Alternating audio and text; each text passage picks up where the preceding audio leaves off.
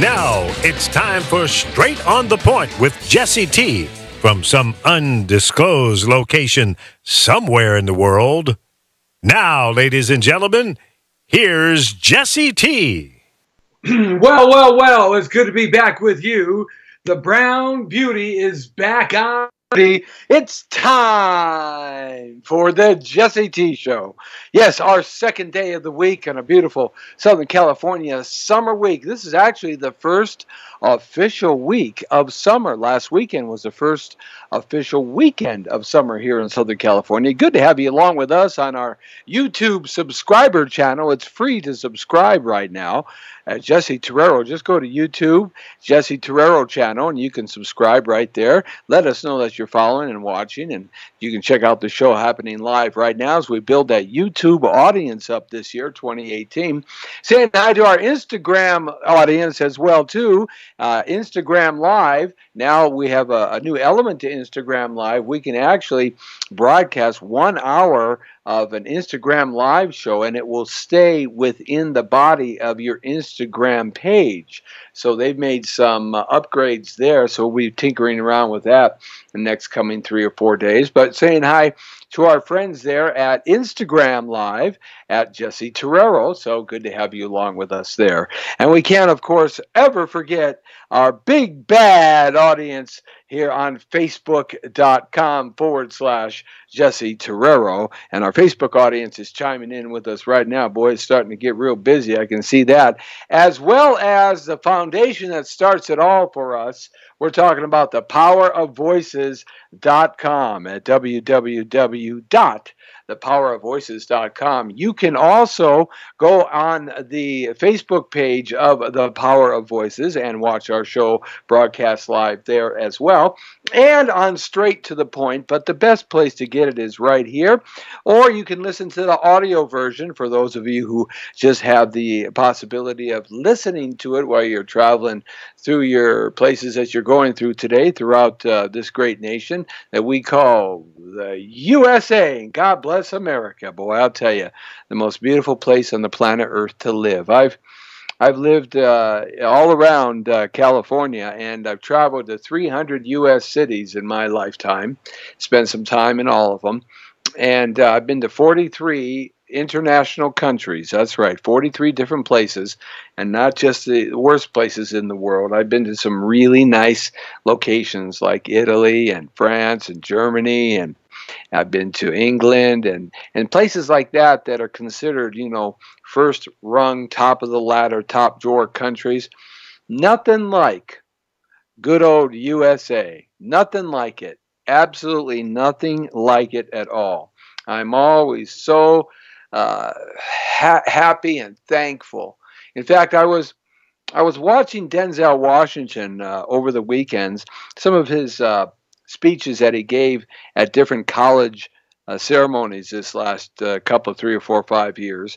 And one of the overall messages that he talks about is gratitude and thankfulness.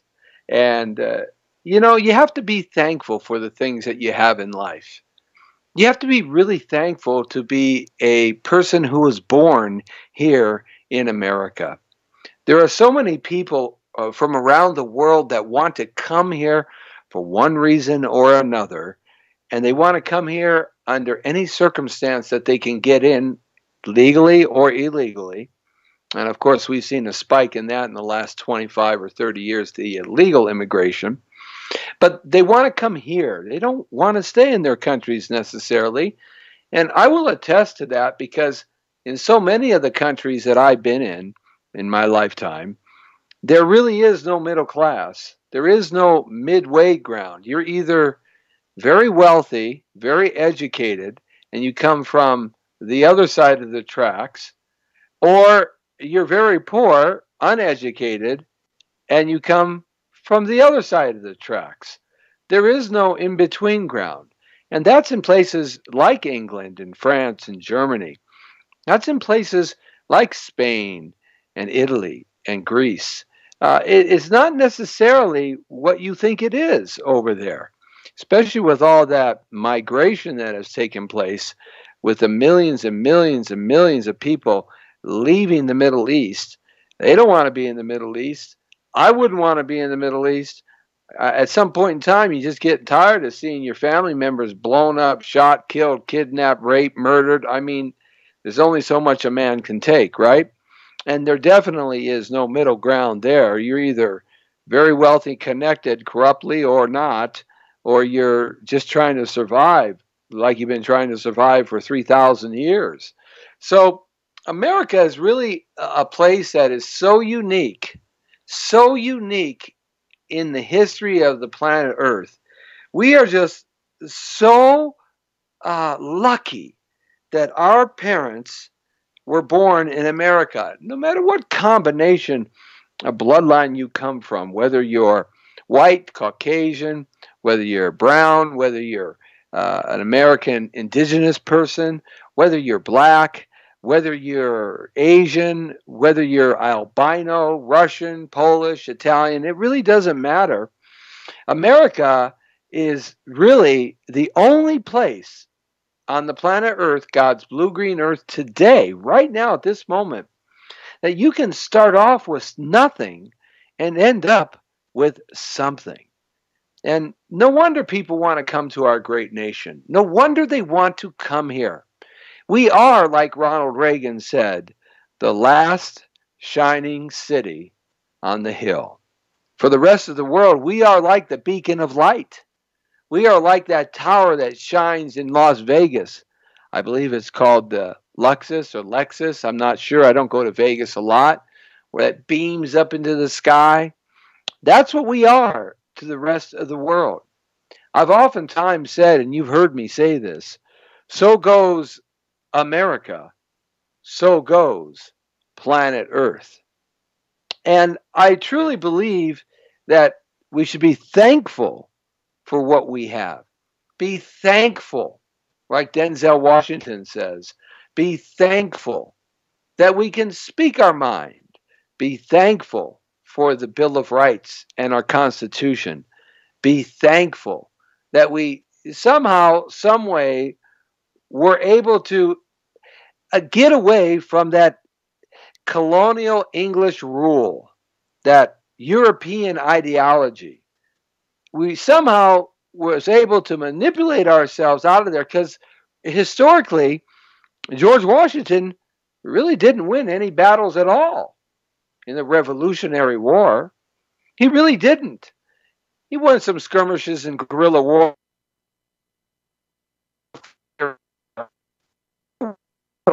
that he really just destroyed the redcoats, the British. The only really big battle, and there's just a very few of them, and one of them comes to mind, is the Battle of Yorktown, where Cornwallis, and he was like the Schwarzkopf, he was like the chief of staff, he was like the general with a direct line to the King of England. He was the guy here in North America.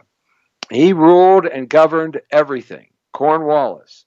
And when he was at Yorktown, at the fort there, the fort of Yorktown, the interesting thing happened is the revolutionaries surrounded his fort and tried to lay siege to his fort. And they were doing an all right job, but they weren't really getting anywhere. There's a terrific movie called The Last of the Mohicans. And you can see that movie, and they have a scene in there where this is taking place. But historically, you can go online and get a lecture or find a historical professor that will teach you about this. But there was a truce, and the general, the colonel, representing the Continental Army, basically let Cornwallis out and all his soldiers and belongings, and they marched right to their ships and off back to England they went. And then the Revolutionary War ended. Really. That's about it. That's about how extravagant it was. See, I've always been under the idea that there was a deal made between politicians Remember, Ben Franklin was in France most of the time because he loved the French lifestyle. Oh, did Ben love it? Boy, he loved it.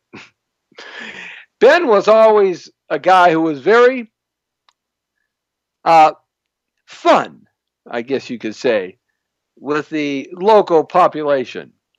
Yeah, in France, he was a young ladies' man. He liked the young ladies in France. But he also was the European connection for our communication throughout Europe and in England. So I always thought, and I've always believed, and I've read in many places, that there really was a deal made.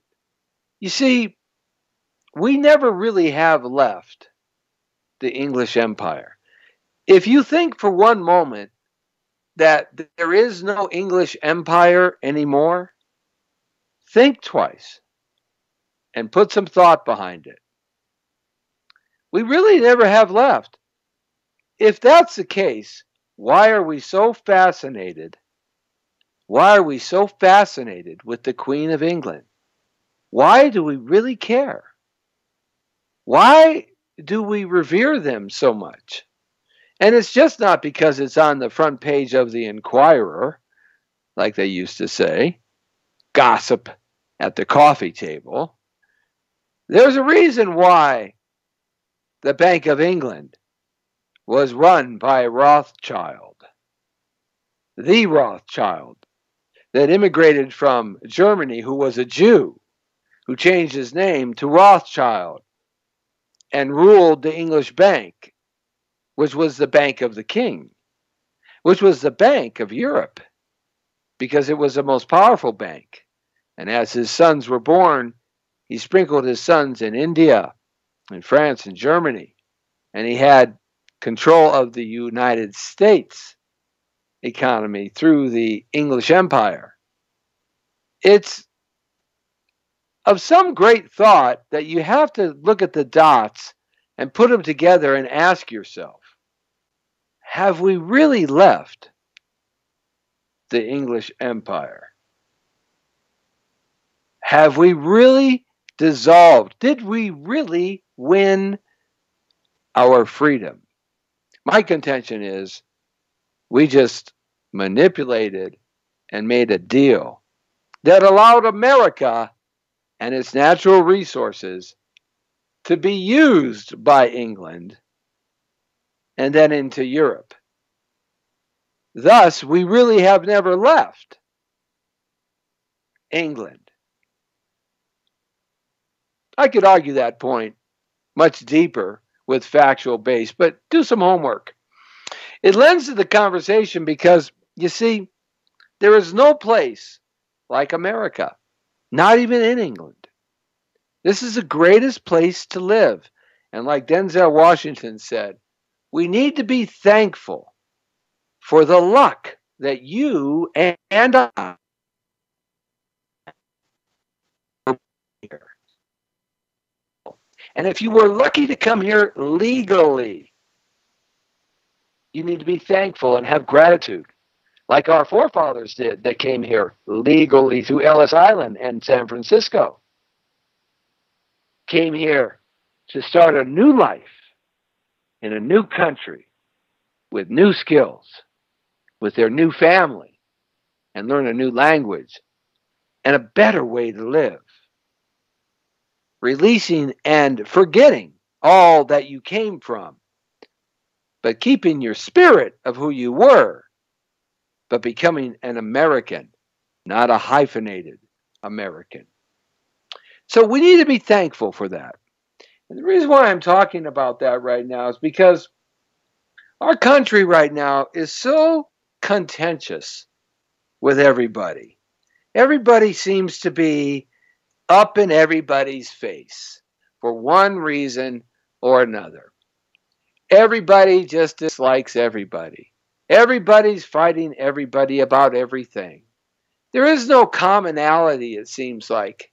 And the fake news media has a stranglehold on that as well.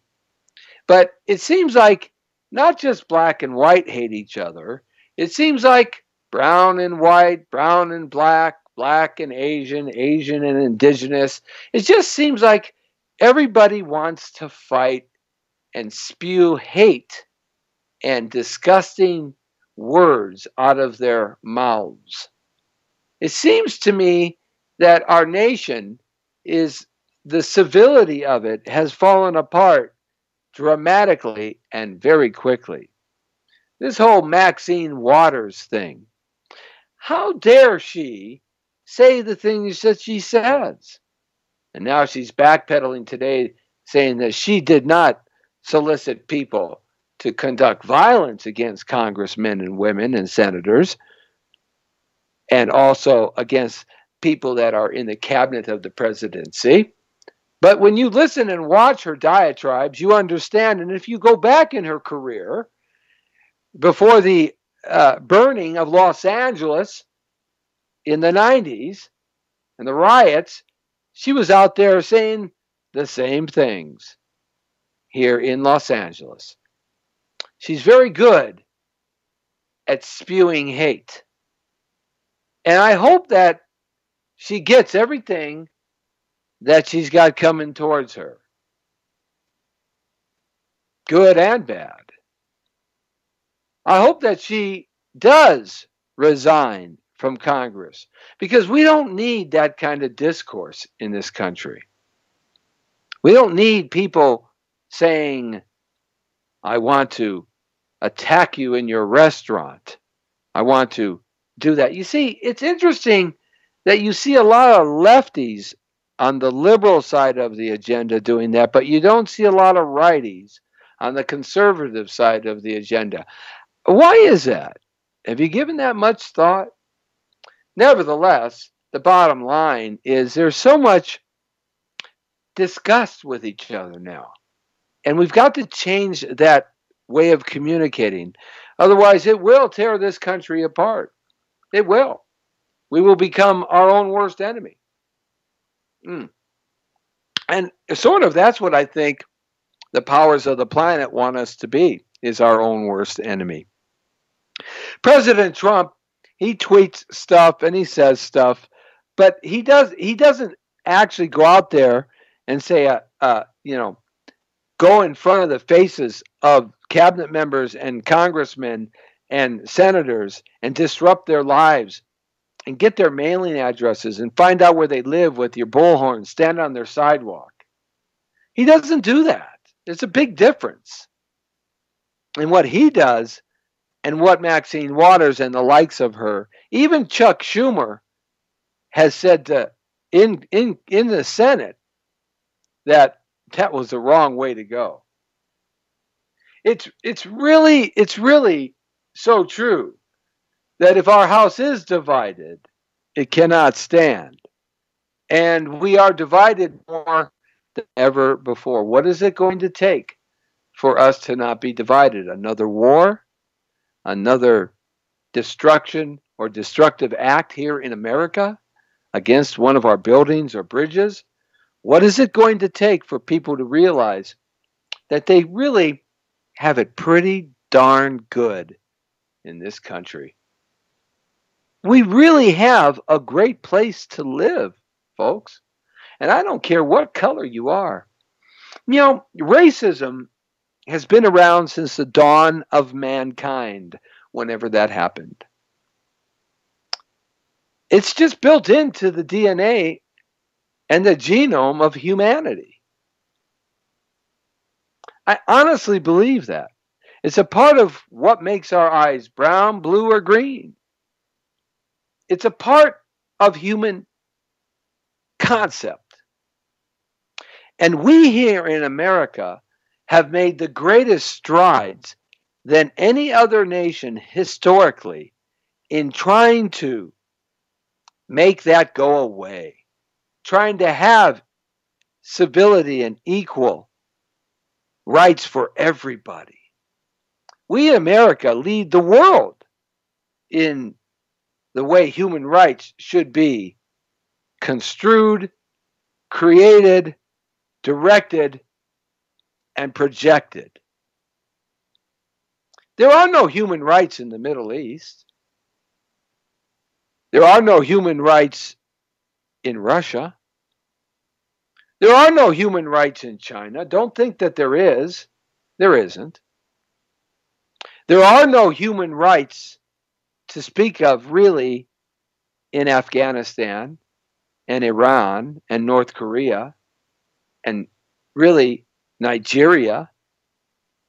There are no human rights on most of the places around the planet Earth, like Venezuela, Brazil.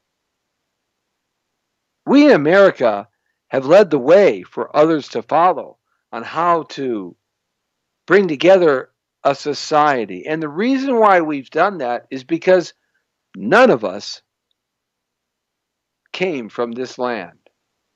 None of us came from this land. And I'm talking to you Native Americans too. You didn't come from this land. You came here from someplace else. All of us did. Either you came across the Bering Strait, Native Americans, or you came across Greenland into Canada, or you came down into Chile, the Aborigines, or you came over in the great Chinese navies that there were at one time, thousands of years ago, or you came from the Polynesian Islands. None of us are indigenous to America completely. Not one of us grew out of the dirt of this hemisphere. Think about that. See, we in North America, unlike any great experiment the planet has ever seen, is we in North America came from everywhere. We were a giant soup of people that had an idea to be a little bit different than the rest of the world at the time. And we prospered with that idea. Because that's what human beings do. They prosper. And we had to come together because we had nothing that was here before us, including Native Americans. You were not here first. Your ancestors were here before you, and they came from somebody else. So you see, when you understand the humanity and how it spread over the world, you can begin to understand that when North America, the United States of America, made a deal with Europe and England, and we were able then to create a way of, we did, among many types of people. See, that's the great cause of America. That's the greatness of what makes us great. It's not that we're all Caucasian. It's not that we're all Latino. It's not that we're all Asian. It's not that we're all black. It's not that we're all Russian, Chinese. It's not any of those. It's that we're a little bit of this, a little bit of that. You're a little bit of me, and I'm a little bit of you. And somewhere down the line, we're a little bit of each other, and a little bit of our neighbor, and a little bit of our neighbor's neighbor, and a little bit, and a little bit, and a little bit. And a lot of little bits make a pretty big bit. Bada bing, bada boom. That's America. So this contentious idea has been forced upon us for control and power. All of a sudden, in the last 7 to 10 years since Obama, But it really happened before that. We can go back even farther. LBJ, I would say. And we can go back even farther at the assassination of Abraham Lincoln if you want to. But we have been forced not to like. See, a child doesn't hate. A child learns to hate. We in America have learned to hate each other a lot. I never understood that. Unfortunately, I live in 2018 and I have to deal with the situation, and I got to keep my head on the swivel and keep my eyes on my six, because you never know where it's going to come from. But that's not the way I was raised. Heck, when I was growing up and I was a teenager and I was sowing my oats, come on, man. A woman's a woman. Didn't make no mind to me. A man's a man. Just because I was raised in an area where there were more Caucasian people, some Latin people, very few African Americans, which I can't stand. The hyphenated name is awful. I hate hyphenations. Just black, just Americans.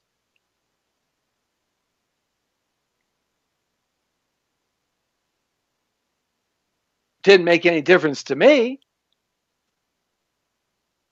I traversed all of Los Angeles growing up. I had pals from every denomination, every pigment of skin, every ideology.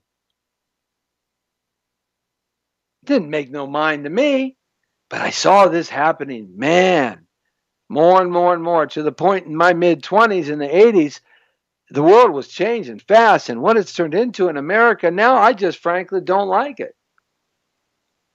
I don't like it so much that I'm throwing my hands up in the air and waving like I just don't care. I'm going to move somewhere where there's just less people. Because people don't seem to be wanting to resolve this. People like Maxine Waters. They just want to foster the fuel for some gain. You know, that woman gave her daughter something like $167,000 from her campaign fund illegally, and she's in trouble for that, but they've quelled that story. She's in some serious trouble.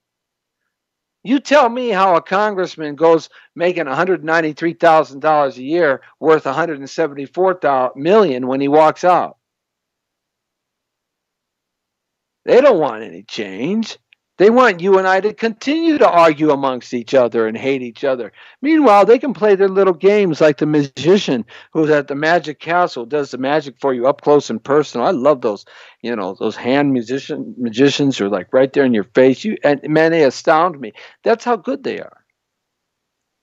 What happened to the time in this country where we could have fun with each other?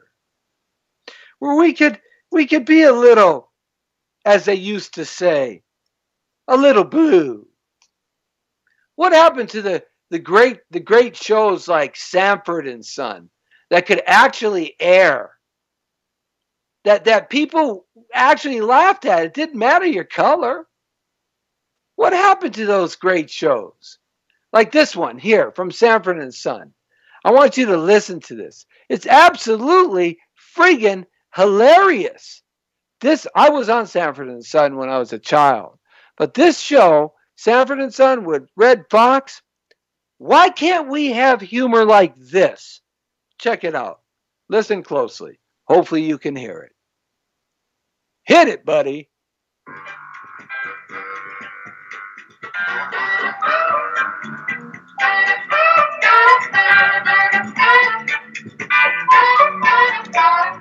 Inquiry to the matter before the court. Well, that's what's wrong with the court, Judge. A black man ain't got a chance down here. I'm black. Well, you the judge. That don't count.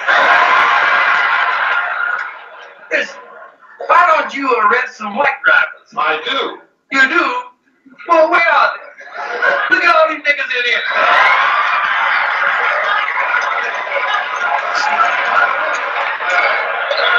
Look around here. niggas in here to make a Tarzan movie. Channel 4, NBC, prime time. Watch it, sucker. I can understand what you're trying to do, son, but I gotta take the bus. It's too far to ride this horse to St. Louis.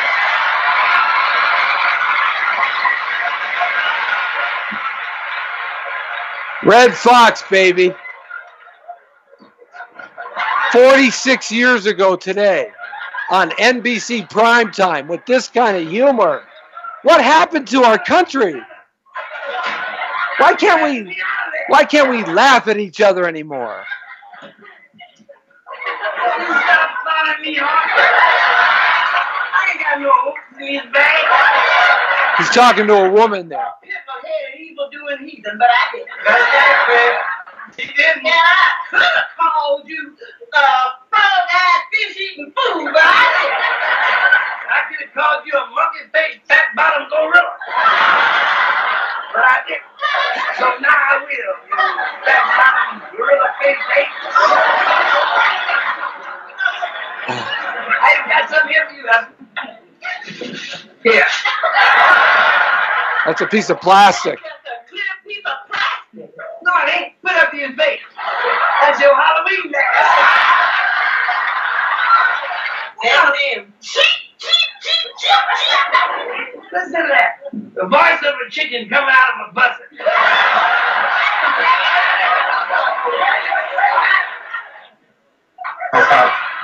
You braced? I'm braced. All right, here it is. I'm getting married. What?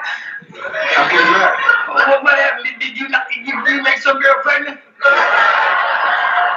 No, it's nothing like that. Well, how could you keep something like this to yourself? When did you decide to do all this? See, I've been thinking about it for a long time now, but I just recently decided to do it. Well, is it Evelyn Rogers? No. Well, did I ever meet her? Yeah, you met her once. Her name is Maria. Maria? You don't mean Magic Fingers Maria down at this massage parlor on Manchester, Maine? No, her name is Maria Fuentes. She's Julio's sister. Julio, they live over there at the goat. What I'm saying? You mean stand there and tell me you're going to marry Puerto Rican? That's right. Oh, no. Oh, yes. It's already been arranged. But look on the bright side of it, Bob. When we have our first son, we'll name him after you. We'll call him Federico. Little Federico Manuel. Oh, no. Wait a minute. No, no. Oh, Fred Sanford, man. Red Fox and Sanford and Son. It premiered on NBC 46 years ago, prime time, with that kind of humor. What happened to America where we could laugh at each other and not be offended? Where we could talk about this stuff satirically, with sarcasm, comedic sarcasm, and make our point and not and find anger. That show could never air today. NBC would be burned to the ground. They can't even fart sideways and get in trouble. What happened to programs like that, where we as Americans, we could say, yeah, there's some inequities, but we can laugh at them and we can fix them. No, not anymore. No, of course not. No, we have to fight and kill and destroy and turn over police cars and call everybody names. That's what we got to do now. You know, what happened to with this kind of stuff? Where did that sense of humor go in America? Where you could actually make a movie that Mel Brooks made called Blazing Saddles, and my favorite scene from it is when Cleon Little, who was supposed to be played by, of course, Richard Pryor, but he had a film on another, couldn't get away to do this one. So Cleon Little was found. Blazing Saddles was made. What happened to this kind of sense of humor? I better rehearse my speech. As honorary chairman of of the Welcoming Committee, it is my privilege to extend to you a laurel and hearty handshake. Wonderful. Lovely. Excellent. Hey, Gabby, can you see him yet?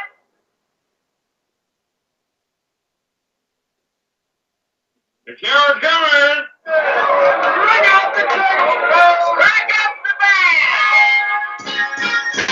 band. Now let me set it up. It's a western town, and the sheriff is coming. Their new sheriff. This is a drunk on top of the tall building with a telescope. Hey, the sheriff is in there.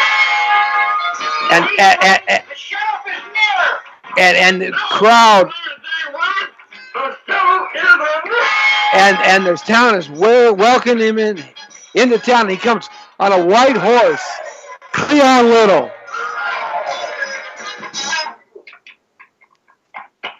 Dead silence now.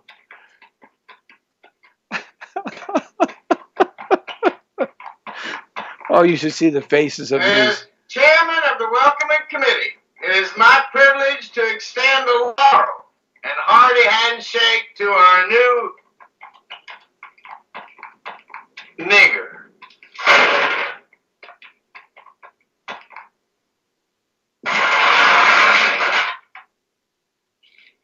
The look on all these white people is flawless.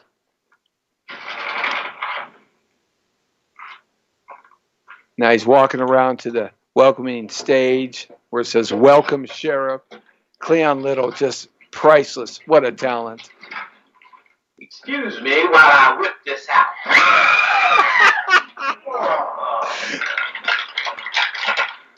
By the power vested in me by the Honorable William J. LaPetite,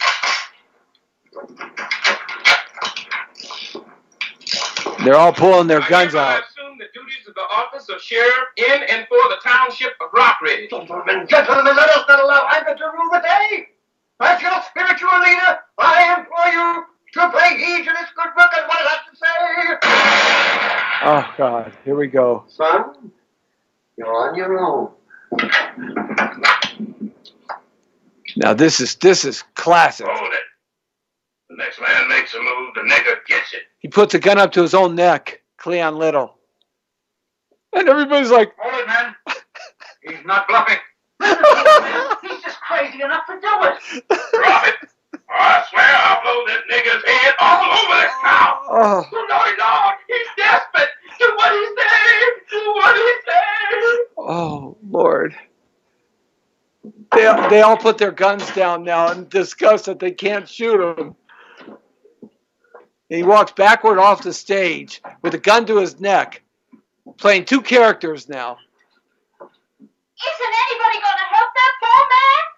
Hush, Harriet. That's a sure way to get him killed. Oh, help me. Help me. Help me. Somebody help me. Help me. Help me. Help me. Shut up. Goes into the sheriff's office and says, Oh, baby, you are so talented, and they are so dumb. it is classic Mel Brooks humor. But what we're looking at is a time where we could laugh at each other. And there's so much humor in this movie, Blazing Saddles. There's alternative lifestyles humor. There's farting humor, slapstick humor. There's humor against every type of race: white, Asian, Chinese, black, Latino, Indians, Native Americans. I mean, it is a classic film that could not be made today. Couldn't be made today. Why? Because everybody is so friggin' uptight about everything. You see, that's the problem. Everybody wants to argue, and everybody wants to fight at the first drop of a pin. See, we have lost our way. We really have. We've lost our way in this country. We used to be able to resolve things a little bit differently. The greatest country in this world always needs to be fixed, but it doesn't need to be tore apart. And that's what's happening right now. And it's really sad when you think about it. Because the young children are seeing an America now that doesn't like itself. How terrible is that? Basically, there's so much hypocrisy going on, it's unbelievable. And I'll always say that it's our fault. Our politically correct, lefty style thinking, where everybody has a right and it's okay to break the law, has led us down this path.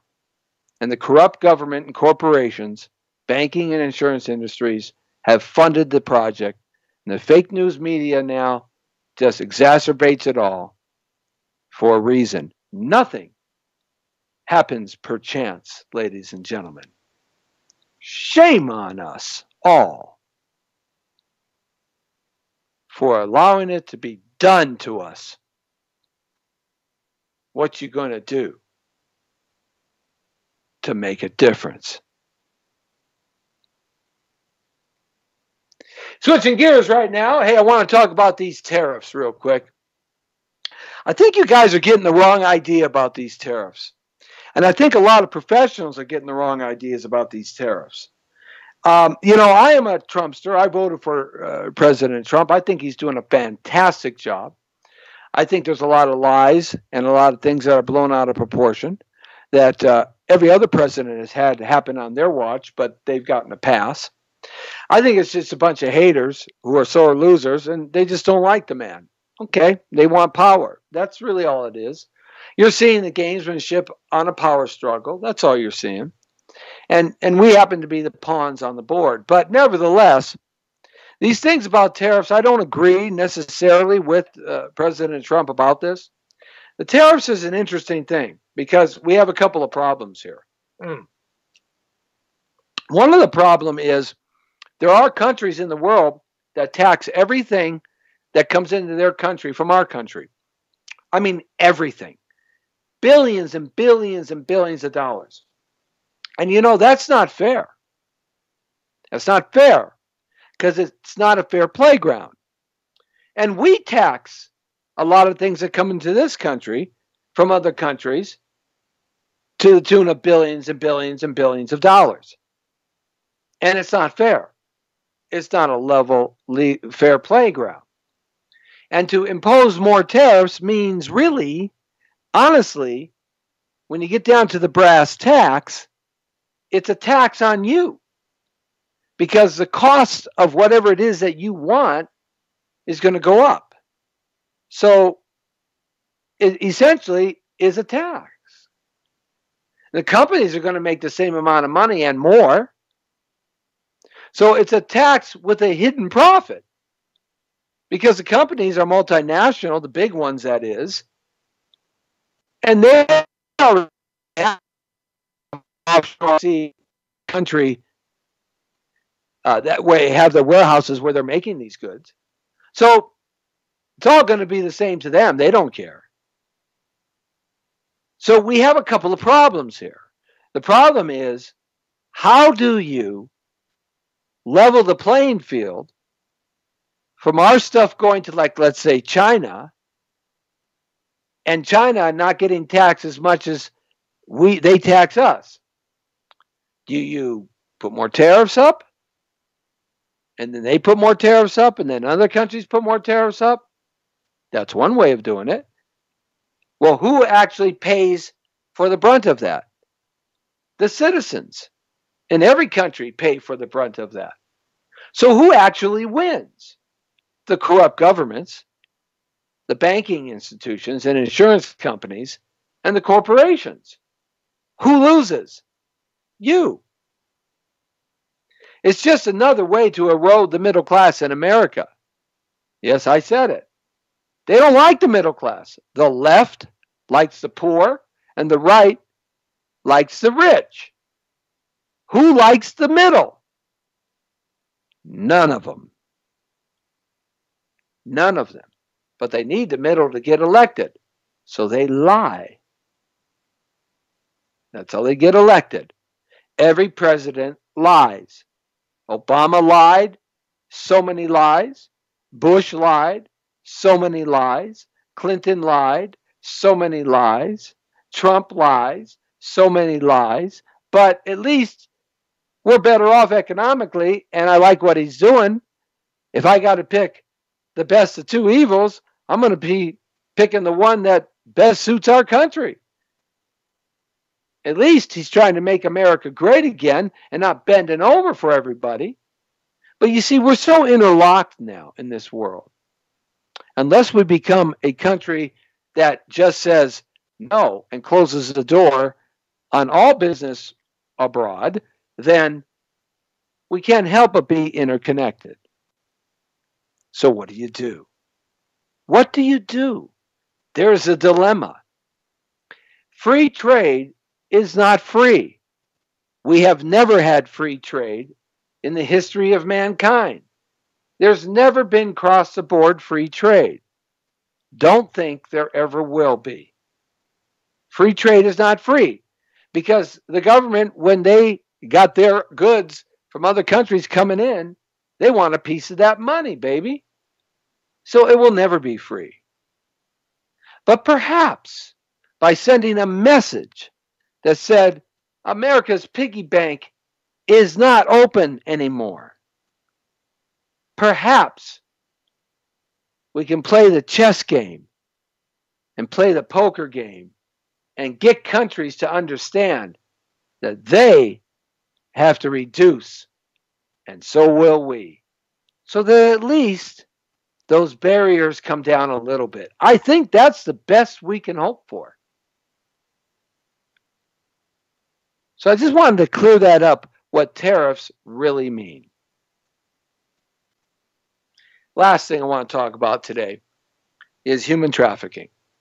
There was an article that came out which is very disturbing. Very, very disturbing. And this isn't some Jesse T out there fighting human trafficking and the pimps and trying to save little boys and girls, the coalition against human trafficking. This is not some hearsay. This is not some movie. This is not some film. This is the real deal. And this was breaking news across America today, which you probably didn't hear much of. But I'm going to tell you, Disney World, yes, Disney World, child porn ring busted by Polk County Sheriff's Department. Yep, you got it. Massive Disney World child porn ring busted by Polk County Sheriff. Boy Scouts and Legoland employees arrested. Tucson child rape camp discovered. NXVIM child trafficking ring linked to Hillary Clinton inner circle. That's the chick that was busted. This is just released. It is disgusting when you watch this sheriff bring this information to the public. Child trafficking, human trafficking is happening every day in your community. And our politicians, some of them, are so deviant and disgusting. It's hard to fathom for a honorable, healthy American man or woman to understand. But we have some sick people. And the more power and money you have, the sicker you can do because you can get away with it. Hollywood, in the last couple of months, has just shown the deviant behavior of Hollywood. Some of our politicians here in California have been caught with sexual misconduct and deviant behavior. Tony Cardenas is allegedly fighting one of those alleged accusations now. We'll see if it's true or not. Raul Bocanegra resigned from the Assembly of the State of California. How many others across this nation? We got some sick people in this society. Why aren't we putting any energy behind that? Protecting the children. Why? Why is that not broadcasted all over the news every single minute of the day, like the Vietnam War was, when they put the dead American men and women who died every day on the Channel 2, 4, and 7, ABC, NBC, and CBS, put their names up on a ticker tape? Why aren't we doing that with human trafficking and child porn rings? Why are we worried about this other stuff? Whether black hates white, white hates brown, brown hates Asian, Asian hates Latino, Latino hates brown, brown hates brown, white hates white, black hates black, black hates Latino, Latino hates white. Why are we worried about that stuff? What's wrong with you people? You got little boys and girls getting raped and sodomized at Disney freaking World. Child porn ring busted, Polk County Sheriff's Department. Is that resonating? Why don't I take your child, dump them in a porno ring, and see what you do about it? Oh, it's not my problem till it's my child? What's wrong with you sick people? Especially you directors and you employees and you supervisors and you people that run the media and the politicians. What's wrong with you people? Why aren't you broadcasting this stuff? I've been on the streets. I've rescued little boys and girls, 12, 13 years old, that were kidnapped and raped and beaten and drugged from Chicago and Florida and Texas. And they end up in California, in the tri-state ring between California, Nevada, because they fly into McLaren Airport from all over the world like frickin' Thailand. And these people have their way with young escorts under 14 years old. Why isn't that talked about? Who cares about the NBA? Who cares about Hollywood? Who cares about anything? Why don't we care about that? Oh, but we all talk a big talk. Hey, we work it for a little while. Yeah, you bunch of freaking cowards. That's what y'all are. Every single one of you don't do something about this because it's on your watch. You're living in this country today, right now. It's on your watch. If you don't do nothing, then you're contributing. Why are you protesting some media woman from the Trump organization eating at a Red Barn crappy restaurant with your protest out there and calling them evil, vile names, BLM, and all this other stuff? Why are you doing that? Why don't you protest this? Oh, but I bet you'll cry when your neighbor's child gets abducted by some sick rat bastard. Like this one that was popped here in Antelope Valley, California. The poor little boy. They beat him, raped him, drugged him, stuck cigarettes in him. All he wanted to do was be loved. 7 years old. How about those ones that are being popped right now in the news? They had that house with all the daughters. Oh, yeah. It's the thing you worry about, right? Let me give you a statistic, people. Before some pervert, deviant, sick son of a bitch is ever popped by anybody, they do that at least 289 times. That's 289 lives that they wreck for life. Give me a gun. Let me put a bullet in their head. No pass go. No sit in California, the lefty liberal lunatic state. We got 700 to 800 people on death row. Execute them all. Clean that up.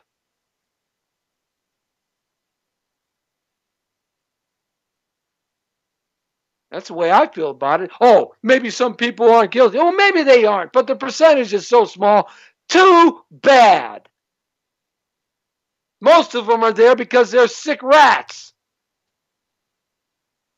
Why do we let these perverts live forever in our jails at $50,000 a year?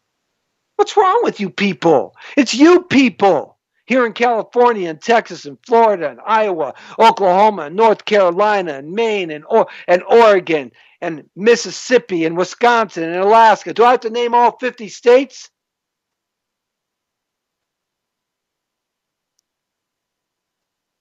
How dare you? I'm calling you out. I think you're just a bunch of freaking cowards. That's what I think. Coalition Against Human Trafficking. I'm the director here in Los Angeles.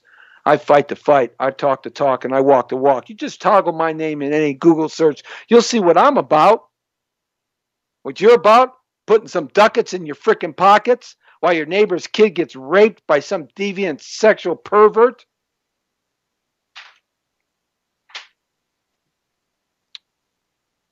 The Jesse T Show. What can I tell you?